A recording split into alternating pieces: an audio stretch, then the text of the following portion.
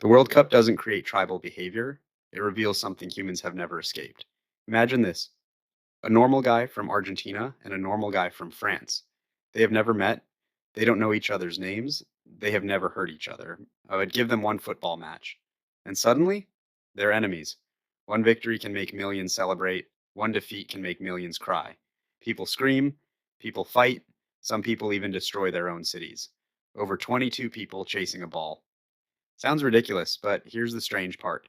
Football doesn't turn us into tribes. It simply reveals something much older, because somewhere inside your brain, you're still living 100,000 years ago, and the World Cup exposes it.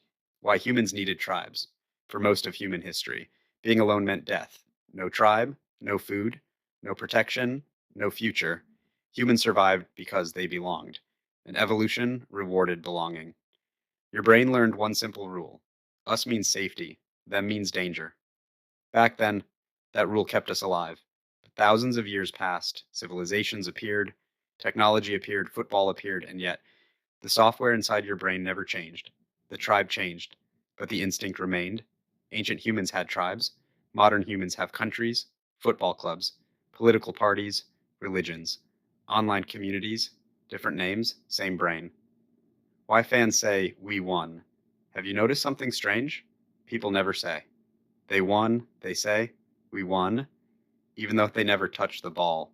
They never trained, they never scored. And yet, their brain treats the victory as personal. Why? Because your identity expands. Your brain connects you with the group. And when the group succeeds, you feel successful too. That's why strangers hug each other. That's why entire cities celebrate, because in a strange way, your brain thinks it achieved something, and maybe that's exactly what evolution wanted. A tribe that celebrates together, stays together. Why we need enemies. But every tribe needs something else: an enemy. Without them, there is no us. That's why rivalries become emotional. Brazil versus Argentina, England versus Germany, Barcelona versus Real Madrid. The brain loves categories: friend, enemy, safe, danger, simple, fast, efficient. But this ancient system has a problem. It sometimes makes us hate people we don't even know. Not because they are dangerous, but because they are different. Different jersey, different flag, different tribe, and suddenly a complete stranger feels like an opponent. Not because football created tribalism, because tribalism already existed. Football simply gave it colors. Why winning feels so good. Think about the last time your team scored. You probably jumped, you shouted, maybe you hugged someone, maybe your heart started racing. Why? Because your brain released dopamine, the same chemical connected to reward.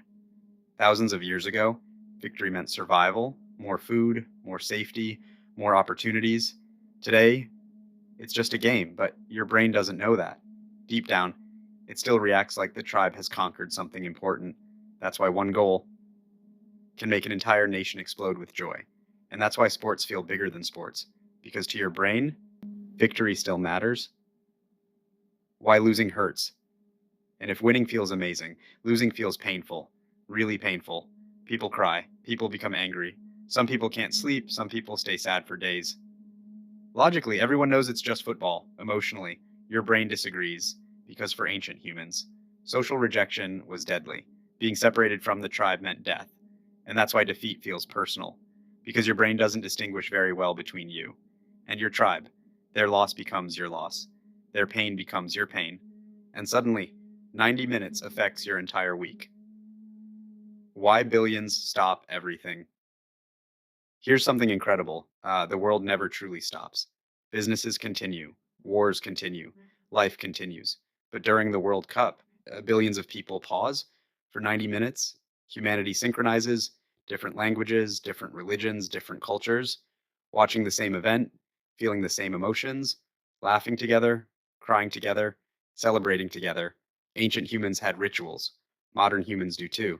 Different clothes, different songs, different symbols, but the same purpose: to remind us that we belong. And maybe that's the truth. Like, humans are tribal creatures, not because we're evil, not because we're stupid, because we evolved that way. Football didn't create tribalism, politics didn't create it, social media didn't create it. These things simply reveal what was already there: the need to belong, the need to be part of something bigger, the need for us. Because deep inside, your brain still thinks survival depends on your tribe. even though it doesn't, not anymore. So the next time the World Cup arrives and millions paint their faces, wave their flags, celebrate with strangers, or cry after defeat, remember this. You're not watching modern humans become tribal, you're watching ancient humans wearing jerseys, and after 100,000 years, maybe we never changed. Maybe we just changed our uniforms because humans don't change. Only the costumes do. Subscribe to Human Algorithm.